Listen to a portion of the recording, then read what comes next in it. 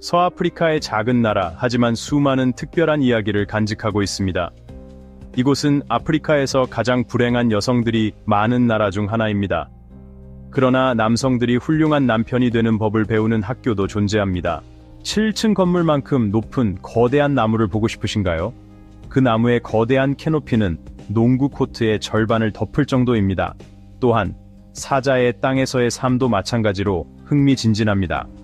오늘의 여행 다큐멘터리 끝까지 시청하시면 이 나라에 대한 가장 놀라운 사실을 알게 될 것입니다. 그럼 지금 바로 시에라리온을 탐험해 보겠습니다. 시에라리온 공화국은 서아프리카에 위치한 나라입니다. 북동쪽으로 기니, 남동쪽으로 라이베리아, 남서쪽으로 대서양과 접하고 있습니다. 이 나라는 서아프리카에서 가장 작은 국가로 면적은 71,740제곱킬로미터입니다. 27,699 평방마일로 미국 웨스트버지니아주와 비슷한 크기입니다. 넓지는 않지만 사바나에서 열대 우림까지 다양한 환경과 긴 해안선을 가지고 있습니다. 국명은 15세기 포르투갈 탐험가 페드루 드 신트라가 지었습니다. 그가 지금의 프리타운이 있는 산악반도를 처음 보았을 때 그 산의 모양이 누워있는 사자와 닮아 있었습니다. 그래서 그는 그곳을 사자의 산이라는 뜻의 포르투갈어 세라레오아라고 명명했습니다. 시간이 지나면서 영어식 표현인 시에라레오네로 변형되었습니다. 2025년 1월 기준 시에라리온의 인구는 약 880만 명으로 뉴욕시와 비슷한 규모입니다. 아프리카에서 가장 빠르게 인구가 증가하는 나라 중 하나로 출산율이 매우 높습니다. 여성 한 명당 평균 5.6명의 아이를 출산하며 정부도 과거의 인적 손실을 회복하기 위해 인구 증가 정책을 지원하고 있습니다. 이 비극적인 과거 속에서 많은 사람들이 안전을 찾아 이주해야 했습니다. 약 40만 명이 기니로 피난했으며 라이베리아, 코트디부아르, 감비아, 세네갈로도 이동했습니다. 반면 경제적으로 여유 있는 가정들은 미국, 캐나다, 독일, 프랑스와 같은 선진국으로 이주하여 전 세계의 시에라리온 공동체를 형성했습니다. 물론 피해를 입은 것은 인구뿐만이 아닙니다. 국가의 거의 모든 인프라와 경제가 심각한 타격을 받았습니다. 실제로 미국과 비교했을 때 약 150년 정도 뒤처져 있습니다. 이 사건이 무엇인지 아시나요? 안다면 댓글로 알려주세요. 모른다면 숫자 1을 댓글에 남겨주세요. 더 자세한 정보를 댓글에서 공유하겠습니다. 시에라리온에 도착하면 대부분의 사람들이 영어로 대화를 시작할 수 있다는 것을 알게 될 것입니다. 하지만 발음이 다소 다르게 들릴 수도 있습니다. 이는 크리오 케이리오라고 불리는 흥미로운 언어로 아프리카, 카리브해, 유럽의 영향을 받은 독특한 언어입니다. 그러나 이것보다 더 놀라운 사실이 있습니다. 수많은 격변과 어려움을 겪었음에도 불구하고 이곳 사람들은 여전히 긍정적인 사고방식을 유지합니다. 프리타운 거리를 걸으면 이러한 낙천적인 태도를 직접 경험할 수 있습니다. 장사가 잘 안 되는 날이면 상인은 불평하는 대신 내일은 더 운이 좋을 거야 라고 말합니다. 그러고 나서 좌판에서 편하게 앉아 체스를 두거나 지나가는 사람들과 대화를 나누죠. 또한 이곳에서는 찢어진 옷조차 창의적인 방식으로 해결됩니다. 옷이 찢어지면 형형색색의 천 조각을 덧대고 자랑스럽게 입으며 나는 패션 디자이너야 라고 말합니다. 여러분은 돈이 없는 것이 가장 슬픈 일이라고 생각할 수도 있습니다. 그러나 시에라리온 사람들에게는 카마라스라는 전통이 있습니다. 지역사회 사람들이 함께 돈이나 노동력을 모아 집을 짓거나 결혼식을 준비하는 방식입니다. 시에라리온은 여전히 많은 도전에 직면해 있습니다. 특히 여성 인권 보장에 있어 큰 문제가 있습니다. 이게 참 안타까운 현실인데요. 2021년 유엔 인간개발보고서에 따르면 시에라리온은 181개국 중 인간개발지수 최하위를 기록했습니다. 특히 여성의 행복과 권리 보장에서 전 세계 195개국 중 194위로 아프가니스탄 다음으로 낮은 순위를 기록했습니다. 시에라리온의 소녀들은 많은 불평등을 감내해야 합니다. 전 세계 많은 나라에서 여성들은 존중받고 평등한 권리를 보장받지만 시에라리온에서는 거의 존재하지 않습니다. 여성의 평균 기대 수명은 43세로 미국의 79.1세에 비해 현저히 낮습니다. 약 50%의 여성이 20세 이전에 결혼하지만 가정에서 행복을 찾기는 어렵습니다. 심지어 사우디아라비아처럼 여성의 권리가 제한된 이슬람 국가와 비교해도 시에라리온 여성들이 처한 현실은 더 힘들다고 할 수 있습니다. 한 시청자가 이런 질문을 했습니다. 시에라리온에서 좋은 아내를 찾는 비결이 뭔가요? 시에라리온 여성의 솔직한 생각이 궁금하신가요? 그렇다면 채널을 구독하고 숫자 4를 댓글로 남겨주세요. 우리는 댓글에서 흥미로운 답변을 공유하겠습니다. 시에라리온의 학교나 교육이 성평등을 중시하지 않는다고 생각한다면 그것은 완전히 정확한 것이 아닙니다. 이 나라는 여성들에게 더 나은 기회와 행복을 제공하기 위해 성평등 교육 프로그램을 적극적으로 추진하고 있습니다. 특히 시에라리온에는 독특한 교육 모델이 있습니다. 바로 남편 학교입니다. 현재 이 나라에는 총 3개의 특별한 학교가 있으며 5만 명 이상의 남성이 이 수업에 참여하고 있습니다. 이 월간 수업에서는 남성들이 성평등, 아내를 사랑하고 존중하는 방법, 생식 건강 관리, 가족을 지원하는 방법 등에 대해 배웁니다. 또한 이 학교들은 파마마 프로그램이라는 이니셔티브와 협력하여 배운 내용을 가정에서 직접 실천하도록 돕고 있습니다. 남편들은 집안일을 나누는 문제에 대해 논의합니다. 집을 쓸고 아침을 준비하며 아이들을 돌보고 가족을 사랑하며 서로 돕는 방법을 배우는 것입니다. 이러한 노력은 실제로 많은 긍정적인 변화를 가져왔습니다. 35살의 사이두라메에는 한때 아내 파티를 전혀 배려하지 않고 음식 살 돈조차 주지 않는 무관심한 남편이었습니다. 그러나 그는 이 수업에 참여한 후 완전히 달라졌고 좋은 남편이 되었다고 말합니다. 이제 그는 저와 아이들을 더 많이 신경 써줍니다. 정말 좋은 아버지이자 남편이에요. 이 특별한 학교에 대해 어떻게 생각하시나요? 정말 이곳의 여성들에게 행복을 가져다 줄 수 있을까요? 여러분의 의견을 아래 댓글로 남겨주세요.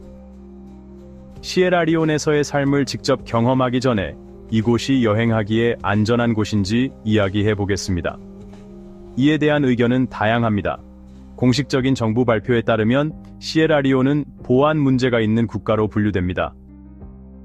하지만 많은 여행 블로거들은 이에 반대하며 시에라리온이 서아프리카에서 가장 친절한 나라 중 하나라고 말합니다.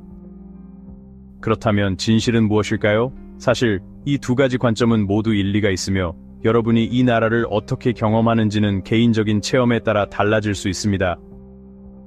미국, 호주, 아일랜드, 캐나다 등 일부 국가들은 여행객들에게 주의를 당부하지만 여행 블로거들은 시에라리온이 이 지역에서 가장 따뜻한 환대를 받을 수 있는 곳 중 하나라고 주장합니다. 하지만 몇 가지 유의해야 할 점이 있습니다. 여행자는 시위나 소요가 발생하는 지역을 피하고 야간 이동을 자제하며 소지품을 항상 안전하게 보관해야 합니다. 또한 현금을 많이 소지하거나 귀중품을 지니고 다니지 않는 것이 좋습니다. 예방접종을 받고 말라리아 예방약을 준비하며 모기장을 사용하고 벌레 퇴치제를 챙기는 것이 중요합니다. 생수나 끓인 물만 마시고 위생 상태가 좋지 않은 길거리 음식을 피하는 것이 좋습니다. 여행 전에 건강보험에 가입하는 것도 추천됩니다. 이 모든 정보를 듣고도 시에라리온을 여행하고 싶으신가요? 그렇다면 댓글에 6글 남겨주세요. 아니라면 9를 남겨주세요. 여러분의 의견을 기다리겠습니다. 프리타운은 시에라리온의 수도이자 주요 항구 도시이며 경제 중심지이기도 합니다. 혹시 덴마크에 있는 프리타운 크리스티아니아를 떠올리셨나요? 여기서 말하는 프리타운은 그곳이 아닙니다. 이곳에서는 부유층이 사는 고급 빌라와 현대적인 호텔이 있는 에이버딘 지역과 크루베이 같은 언덕 위에 빈민가가 극명한 대조를 이룹니다. 도시 곳곳에는 초록색, 노란색, 빨간색으로 알록달록하게 칠해진 작은 집들이 줄지어 있으며 아이들이 뛰어노는 소리, 거리 상인들의 외침, 생선구이와 아카라 같은 길거리 음식 냄새가 어우러져 활기찬 분위기를 연출합니다. 도로에는 오토바이 택시 오카다부터 트럭까지 다양한 차량이 분주하게 움직이며 항구에서는 국제 화물선이 정박하고 어부들이 갓 잡아온 생선을 가져오며 전통시장에서는 활기찬 거래가 이루어집니다. 이곳은 또한 1817년에 설립된 포라 베이 컬리지가 위치한 곳으로 서아프리카에서 최초로 서구식 교육을 받은 인물들을 배출한 대학입니다. 도심 한가운데에는 커튼 트리라는 거대한 나무가 있었습니다. 시에라리온의 역사적, 상징적인 존재였던 이 나무는 약 70피트 높이에 지름 50피트의 거대한 수관을 자랑했습니다. 마치 7층 건물 높이의 농구 코트 절반을 덮을 만큼 커다란 이 나무는 오랜 세월 동안 사람들의 시선을 사로잡아 왔습니다. 방문객들은 이 나무 그늘 아래에서 사진을 찍고 고대 나무의 신성한 분위기를 느끼며 지역 주민들은 전통 의식을 열거나 공동체 행사를 개최하곤 했습니다. 하지만 이제 커튼 트리는 더 이상 존재하지 않습니다. 2023년 5월 24일 밤 폭우가 내린 후 이 고대 나무는 쓰러졌고 238년의 생명을 지닌 이 나무의 손실은 시에라리온 국민들에게 큰 충격을 안겨주었습니다. 코튼 트리는 단순한 자연의 경이로움이 아니라 이 나라의 역사와 정신이 얽혀있는 상징적인 존재였습니다. 방문객들은 시에라리온이 아프리카에서 가장 아름다운 해변을 보유한 나라 중 하나라고 말합니다. 반도에는 약 10여 개의 해변이 있으며 대부분은 적어도 평일에는 거의 사람이 없습니다. 가장 인기 있는 해변 중 하나는 프리타운에서 남쪽으로 약 1시간 거리에 위치한 리버 넘버 2 비치입니다. 이곳은 새하얀 모래와 에메랄드빛 바다를 자랑하며 태양 아래에서 휴식을 취하거나 서핑과 카약 같은 활동을 즐기기에 이상적인 장소입니다. 이곳의 아름다움은 코카콜라 광고에도 등장한 바 있습니다. 그곳에서 멀지 않은 곳에는 조용한 어촌 마을과 평온한 분위기가 어우러진 페닌슐라 비치가 펼쳐져 있습니다. 이곳에서는 현지인의 삶을 진정성 있게 경험할 수 있습니다. 시에라리온 남동부에 위치한 모아강에 있는 티와이 섬에는 135종 이상의 새와 11종의 영장류가 서식하고 있으며 다이아나 원숭이와 콜로부스 원숭이도 이곳에서 발견됩니다. 자연을 사랑하는 사람들에게 이곳은 이상적인 여행지입니다. 방문객들은 정글 트레킹을 통해 다양한 생태계를 탐험하거나 노을이 비치는 저녁 무렵 모아강에서 카누를 타며 황홀한 풍경을 감상할 수 있습니다. 또한 현지 가이드가 이 지역의 고유한 동식물과 토착 문화에 대한 깊이 있는 지식을 공유해줍니다. 시에라리온 북부에 위치한 로마 피크는 서아프리카에서 가장 높은 산으로 해발 1945m에 이릅니다. 등산과 모험을 즐기는 사람들에게 로마 피크 정복은 놓칠 수 없는 경험입니다. 산을 오르는 길은 열대 우림을 통과하며 다양한 야생동물을 만나고 웅장한 폭포를 감상할 수 있습니다. 정상에 도착하면 주변에 숨막히는 정영이 보상처럼 펼쳐집니다. 시에라리온 북부의 작은 마을 카발라는 훌륭한 문화 및 자연체험의 관문 역할을 합니다. 이곳에서는 현지인들의 평화로운 삶을 탐험하고 전통시장을 둘러보며 현지 음식을 맛볼 수 있습니다. 또한 카발라를 둘러싼 푸른 언덕은 트레킹을 즐기기에 좋은 장소로 특히 건기가 되면 시원하고 쾌적한 날씨 속에서 하이킹을 할 수 있습니다. 이처럼 자연경관이 뛰어난 관광지와 감동적인 역사를 간직한 시에라리온은 또한 활기찬 전통 축제로도 유명합니다. 이곳에서는 독특한 문화적 특징을 엿볼 수 있으며 세계 각지에서 온 방문객들이 열정적인 분위기에 빠져듭니다. 가장 주목할 만한 축제 중 하나는 봉고 나이트 페스티벌입니다. 매년 해안지역 공동체에서 열리는 이 축제는 해안지역 주민들의 문화와 전통을 기념하는 행사로 그 중에서도 봉고 음악 공연이 가장 큰 하이라이트입니다. 강렬한 리듬의 드럼 연주가 울려 퍼지면 남성 연주자들은 열정적으로 북을 두드리며 마을 전체에 활기를 불어넣습니다. 반짝이는 횃불 아래 알록달록한 전통 바틱 원단을 입은 현지 여성들이 음악에 맞춰 춤을 추며 축제의 분위기를 더욱 화려하고 매혹적으로 만듭니다. 또 다른 놓칠 수 없는 축제는 북부 카발라 지역에서 열리는 탕가인스 페스티벌입니다. 이 축제는 음악, 춤, 예술을 통해 전통과 공동체의 결속을 기념하는 행사입니다. 화려한 퍼레이드가 펼쳐지며 힘찬 북소리와 함께 아름다운 전통 의상을 입은 소녀들이 밝은 미소를 띠고 노래합니다. 축제 시장에서는 목걸이, 장식품, 전통직물 등 다양한 수공예품을 판매하여 방문객들이 특별한 기념품을 구매할 수 있습니다. 또한 스포츠 대회, 이야기 경연, 지역 공동체의 바비큐와 같은 흥미로운 활동들도 포함되어 있습니다. 여행을 마친 후 배가 고파졌다면 이제 시에라리온의 맛있는 요리를 즐길 시간입니다. 먼저 서아프리카를 대표하는 쌀 요리인 졸로프 라이스를 추천합니다. 토마토, 양파, 피망, 향신료가 조화를 이루며 닭고기나 생선을 추가하면 더욱 깊은 맛을 느낄 수 있습니다. 다음으로 페퍼 수프를 시도해보세요. 이국적인 향신료와 고추, 생강이 어우러져 풍부한 맛을 내며 소고기, 생선, 닭고기 중 원하는 재료를 선택할 수 있습니다. 또한 푸푸도 놓치지 마세요. 카사바나 감자를 으깨서 만든 전통 음식으로 주로 오크라 수프나 땅콩 스튜와 함께 제공됩니다. 쫄깃한 푸푸와 깊은 맛의 수프가 어우러지는 조화는 오랫동안 기억에 남을 것입니다. 갈증을 해소하고 싶다면 전통적인 비알코올 음료인 진저 맥주를 마셔보세요. 신선한 생강, 설탕, 레몬즙으로 만들어진 이 음료는 청량한 맛과 함께 시원함을 제공합니다. 시에라리온은 서아프리카 국가 중에서도 생활비가 낮은 편이지만 지역과 생활 방식에 따라 큰 차이가 존재합니다. 프리타운의 주거비는 숙소 유형과 위치에 따라 크게 달라집니다. 도심에 위치한 원룸 아파트는 월 $250 정도이며 교외 지역에서는 $120 수준으로 내려갑니다. 반면 기반 시설이 부족한 시골 지역에서는 주거비가 훨씬 저렴하여 몇십 달러만으로도 거주할 수 있지만 생활 환경은 매우 기본적인 수준에 머물러 있습니다. 음식 면에서 보면 쌀, 생선, 채소와 같은 현지 생산품은 매우 저렴합니다. 전통 시장에서 장을 보는 것이 가장 경제적인 선택이며 기본 식료품 비용은 월 $2,050 정도입니다. 현지 식당에서 간단한 식사를 하면 $13면 충분하지만 프리타운의 고급 레스토랑에서 식사할 경우 한 끼에 $15에서 $20 정도가 듭니다.